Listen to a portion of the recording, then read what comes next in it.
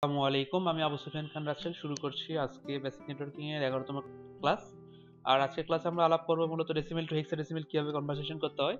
আমরা গত কয়েক ক্লাসে মূলত binary to decimal, decimal to binary এবং ডেসিমেল টু এই যে অক্টাল সম্পর্কে ধারণা পেয়েছি। আজকে আমরা ডেসিমেল টু হেক্সাডেসিমেল সম্পর্কে ধারণা নিব। তো শুরুতে তার আগে ধারণা রাখতে হবে আসলে হেক্সাডেসিমেল কি। হেক্সাডেসিমেল সম্পর্কে আমরা পূর্বের ক্লাসে ভালোভাবে এটা নিয়ে আলোচনা করেছি। তো যারা বিষয়টা ক্লিয়ার হচ্ছে না তারা আমার সেই পূর্বের একটা ক্লাস দেখে আসলে বিষয়টা ক্লিয়ার হবেন। আর হেক্সাডেসিমেল মূলত যেভাবে কনভার্সেশনটা করে মূলত সেম এস অক্টালে যেভাবে আমরা করি, অক্টালটা যেভাবে আমরা মেনটেন করি, এখানেও সেম ম্যাক্সিমামে ওই একই বিষয়। তো একটু ডিফারেন্ট আছে। তো তার আগে হেক্সাডেসিমেল সম্পর্কে বেসিক একটা ধারণা দেই। এর মূলত আমরা হেক্সাডেসিমেলের যে বেস পাই, বেসটা হচ্ছে 16। আর এর তো স্টার্টিং ফর্ম হচ্ছে 1 to 9 and A to F, এই পর্যন্ত আমরা সংখ্যা পাই। তো আমরা আশা করি এই পর্যন্ত আমরা বিষয়টা ক্লিয়ার। অর্থাৎ আমরা 1 থেকে মানে 0 থেকে 15 পর্যন্ত আমরা ইয়েটা পাই। 0 থেকে 15। এখানে A হচ্ছে 10, B হচ্ছে 11, C হচ্ছে 12, এভাবে F হচ্ছে 15। আমরা এটা হেক্সাডেসিমেল ক্লাস আলাপ করেছি। তো আজকে আমরা দেখবো মূলত কিভাবে কনভার্সেশন করে, মানে কনভার্টটা আমি করব। ফার্স্ট স্টেপ সেটা নেব, সেটা হচ্ছে আমাকে এখানে কিছু টার্মস কন্ডিশন গুলো আছে সেগুলো আমাকে একটু দেখে নেই। এখানে কয়েকটা স্টেপ ভাগ করা হয়েছে। স্টেপ ওয়ান বলছে take your number convert to binary, same as আমরা অক্টালেও একই বিষয়টা করেছি। Take your number convert binary, আমরা মূলত যে নাম্বারটা সেটাকে আমরা বাইনারিতে রূপান্তর করেছি। আমি এখানে আজকে একটা সংখ্যা নিলাম 510। আমি চাচ্ছি 510কে আমি ইয়েতে রূপান্তর করার জন্য হেক্সাডেসিমেলে। এটা মূলত ডেসিমেল ফর্ম। আমি ডেসিমেল কে শর্টকাট ডি দিয়ে টাইপ করছি, আশা করি আপনারা বুঝে নেবেন। Take to number convert binary, তো আমি এটা যথারীতি আমাকে তো কনভার্ট করার জন্য আমাকে যেটা করতে হয় সেটা মূলত আমাকে টেবিলে যেতে হবে। টেবিলে গিয়ে আমাকে মূলত এটা খুঁজে বের করতে হবে 510 এর নিকটতম ছোটকে। আমরা 510 এর নিকটতম ছোট ভ্যালু কোনটা? আমরা 510 এর নিকটতম ছোট পাচ্ছি 512 পাচ্ছি না, 256 পাচ্ছি। দেখুন আমরা 256 পেলাম। তো 256 কে আমরা অন করে দিলাম। অন অফ বিষয়টা আমরা তো ক্লিয়ার ধারণা রাখি। তাহলে আমার এখন কত থাকছে? আমার ক্যালকুলেটর কি বলছে? আমার ক্যালকুলেটর বলছে 510 মাইনাস 256 আমার থাকছে 254। 254 নিকটতম ছোট হচ্ছে কি? 254 নিকটতম ছোট হচ্ছে 128। আমি 128 কে অন করে দিলাম। 128 কে অন করে দেওয়ার পর আমি এখন এখান থেকে 254 থেকে 128 কে বিয়োগ দিই। 128 কে বিয়োগ দিলাম, থাকে আমার 126। 126 এর নিকটতম ছোট কি? 126 এর নিকটতম ছোট অবশ্যই 64। এখানে আমি 64 কে অন করে দিলাম। দেওয়ার পর আমি আবার এখানে 64 মাইনাস করি, মাইনাস 64। তো আমি এখন পাচ্ছি মাইনাস 62 পেলাম। 62 নিকটতম ছোটকে, 62 নিকটতম ছোট অবশ্যই 32। 32 কেও আমি অন করে দিলাম। দেওয়ার পর আমি আবারও এখানে 32 কে বিয়োগ করছি, মাইনাস 32 বিয়োগ করার পর আমি পেলাম 30 নিকটতম ছোটকে। অবশ্যই এখানে 30 নিকটতম ছোট হচ্ছে 16। 30 নিকটতম 16 কে আমি অন করে দিলাম। অন করে দেওয়া মানে আমাকে এখান থেকে সংখ্যাটা মাইনাস করতে হবে। আমি আবারও সংখ্যাটা মাইনাস করছি। কত মাইনাস করব? 16 মাইনাস করব, থাকছে আমার কত? 14 নিকটতম ছোটকে, 14 নিকটতম ছোট আমি পাচ্ছি 8 কেও আমি অন করে দিলাম। অন করে দেওয়ার পর আমার থাকছে কত? আমি অবশ্যই থাকারটা সংখ্যাটা বের করতে গেলে আমাকে অবশ্যই এখান থেকে 14 থেকে 8 বিয়োগ দিতে হবে। আমি এখানে 8 বিয়োগ দিলাম।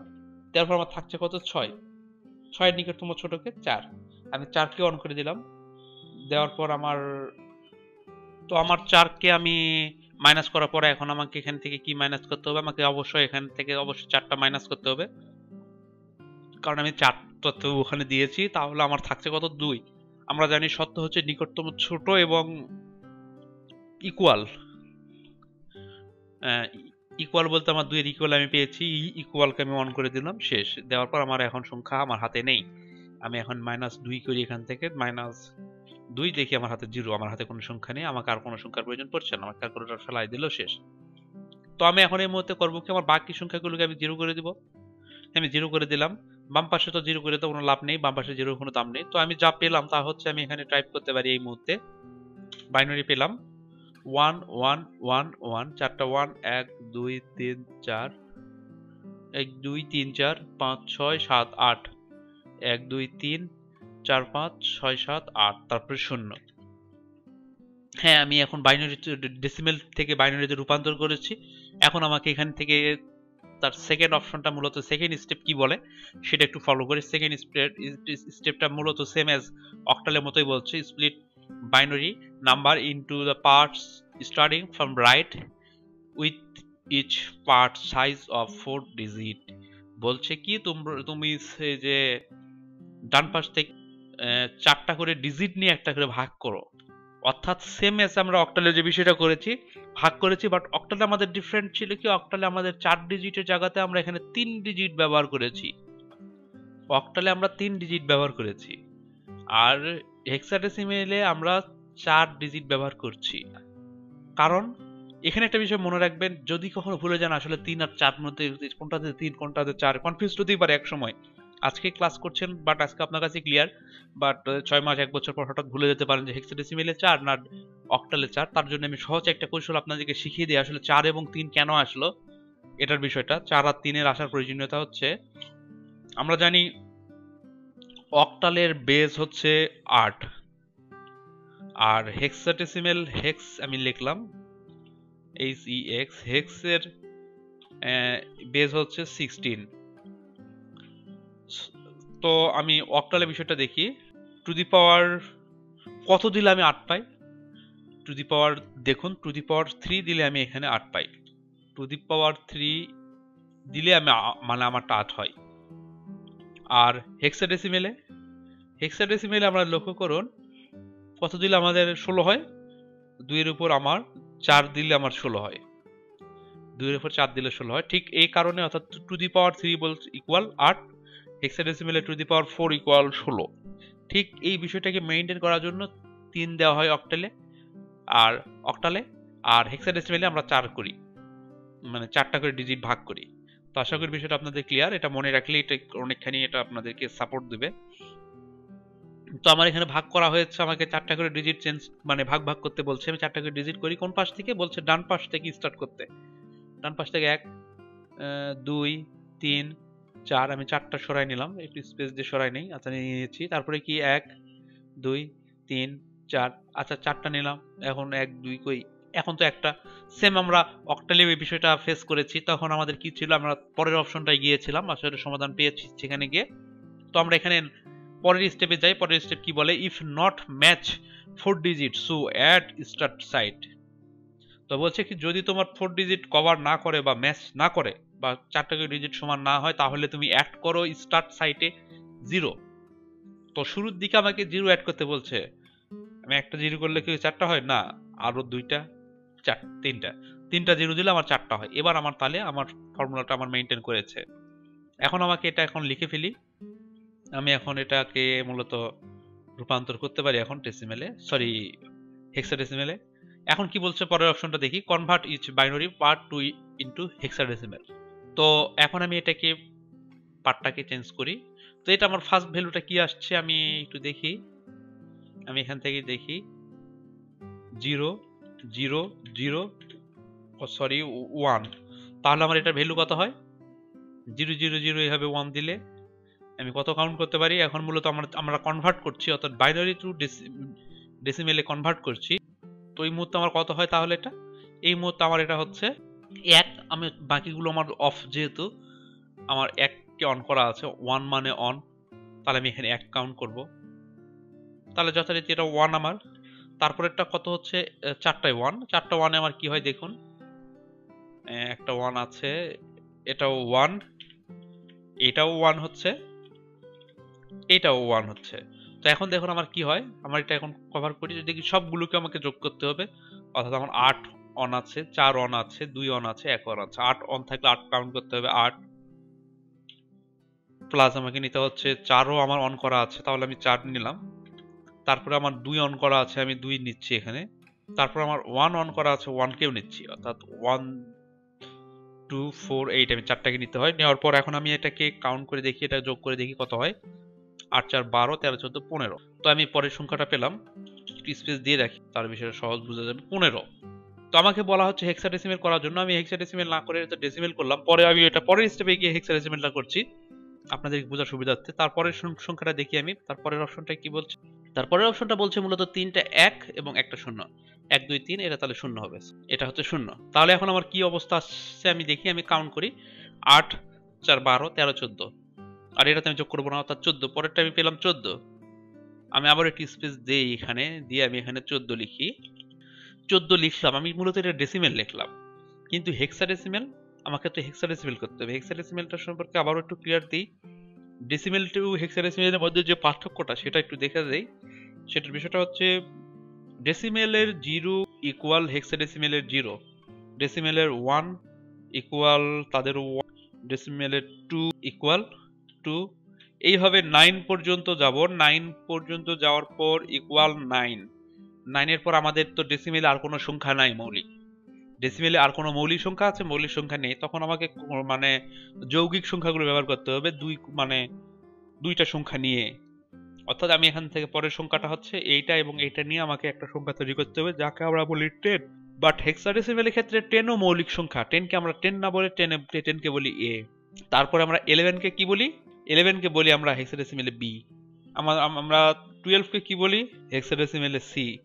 13কে কি বলি হেক্সাডেসিমেল ভাষায় ডি। আমরা 14কে কি বলি হেক্সাডেসিমেল ভাষায় ই। আমরা 15কে কি বলি হেক্সাডেসিমেল ভাষায় এফ। আমার ঠিক এইভাবে এটা কনভার্ট হচ্ছে। আর এই কভারটা করার জন্য এই পর্যন্ত আমার ভ্যালুটা যেমন আমি অ্যাডজাস্ট করতে পারি, ঠিক এই জন্য আমার এটা ভাগ ভাগ করা আছে। দেখুন আপনার এখানে কখনো এটা 15-এর উপরে হবে না, সর্বোচ্চ 15টাই হবে এবং নিচে সবচেয়ে ছোটটা হবে। যে অক্টালের ক্ষেত্রেও সেম, আপনার বিষয়টা মানে আরো বেশি প্র্যাকটিস করবেন তাহলে বিষয়টা ধারণা পাবেন। তো আমি এটাকে এখন কনভার্ট করে দেখি আসলে হেক্সাডেসিমেলে কি আসে। হেক্সাডেসিমেল 1 ইকুয়াল আমরা তো 1ই লিখতে পারি। তো পরের সংখ্যাটা 15 বদলে আমরা 15 লিখতে পারি না, আমাকে লিখতে হবে কি এফ। তারপর আমার 14 এসেছে, 14কে লিখতে হবে কি লিখতে হবে, 14কে লিখতে হবে ই। তো আমি 510কে এই ভ্যালুতে পাবো, 510 মানে 8। তো আশা করি আমি এটা বুঝতে পেরেছি, আপনারা আশা করি এটা বুঝতে পেরেছেন। তো আমরা আরো একটা প্র্যাকটিস করব, মূলত আরেকটা প্র্যাকটিস করি, মূলত ছোট একটা সংখ্যা নিয়ে প্র্যাকটিস করি। এটা আমার চ্যানেলে এসেছে। আচ্ছা আমি আরেকটা সংখ্যা নিয়ে প্র্যাকটিস করি, সেই সংখ্যাটা হচ্ছে একটু এটার উপরই কত করি 320। 320কে আমি এখন মানে ডেসিমেল টু বাইনারিতে রূপান্তর করি। আমার যে ফার্স্ট শর্ত সেটা আমি মানে পূরণ করি। ডেসিমেল টু বাইনারিতে রূপান্তর করতে গেলে আমাকে 320-এর নিকটতম ছোট আমার কোনটা, আমাকে এগুলো আগে ফেলাই দিতে হবে।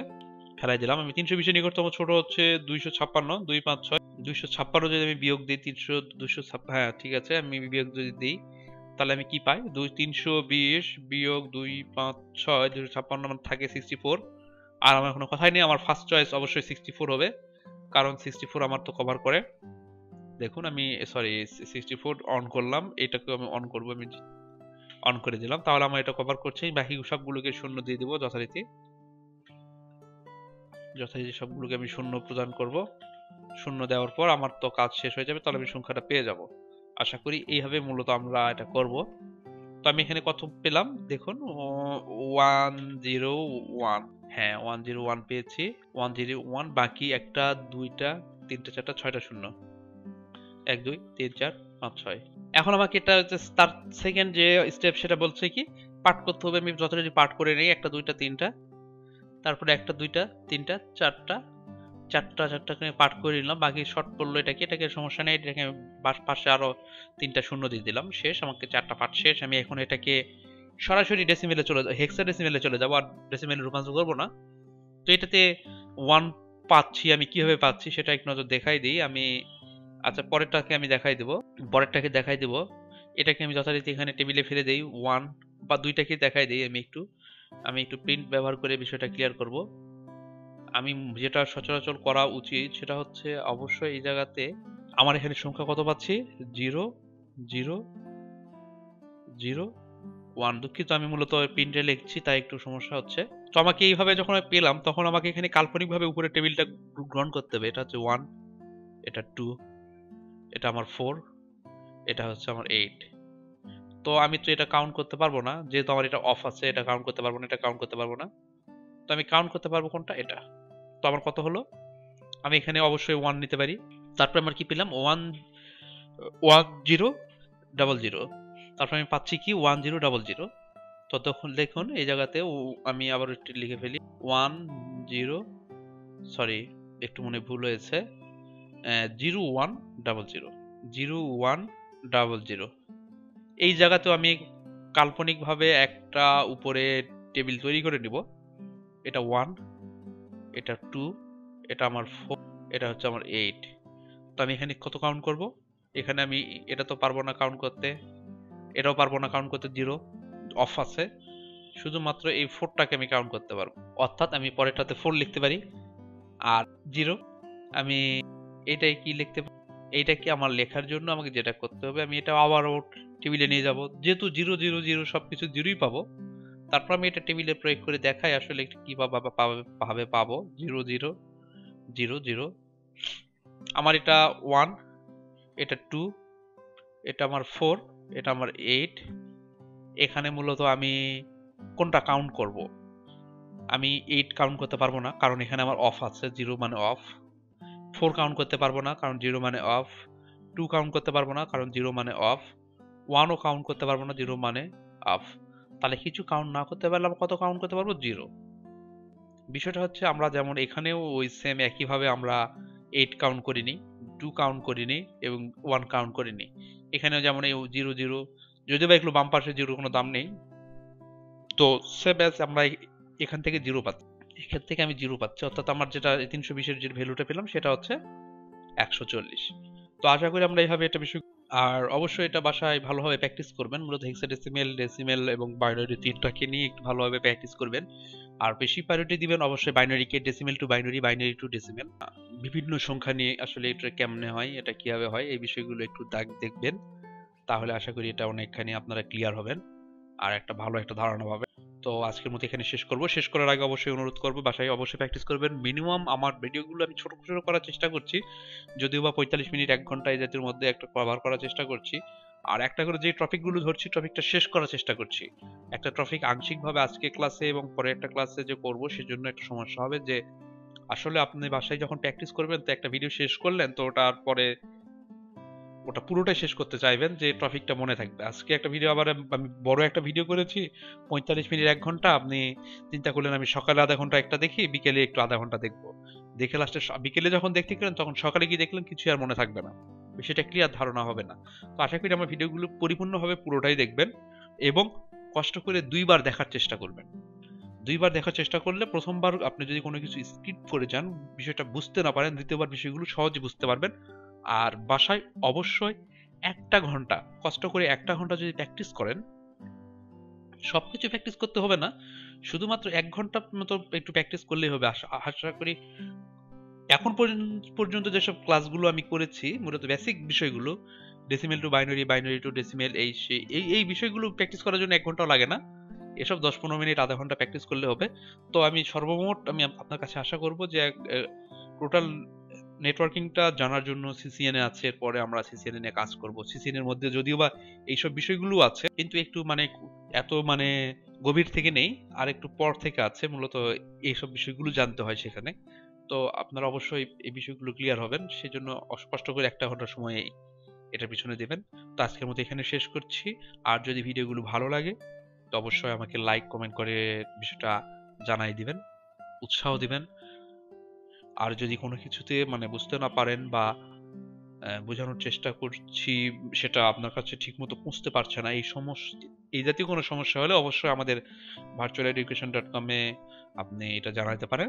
তো আমরা চেষ্টা করবো আরো ভালোভাবে কিছু করার। তো আপনাদের সঙ্গে থাকার জন্য অনেক অনেক ধন্যবাদ, ভালোভাবে ভিডিওটা দেখার জন্য ধন্যবাদ। আল্লাহ হাফেজ, আসসালামু আলাইকুম।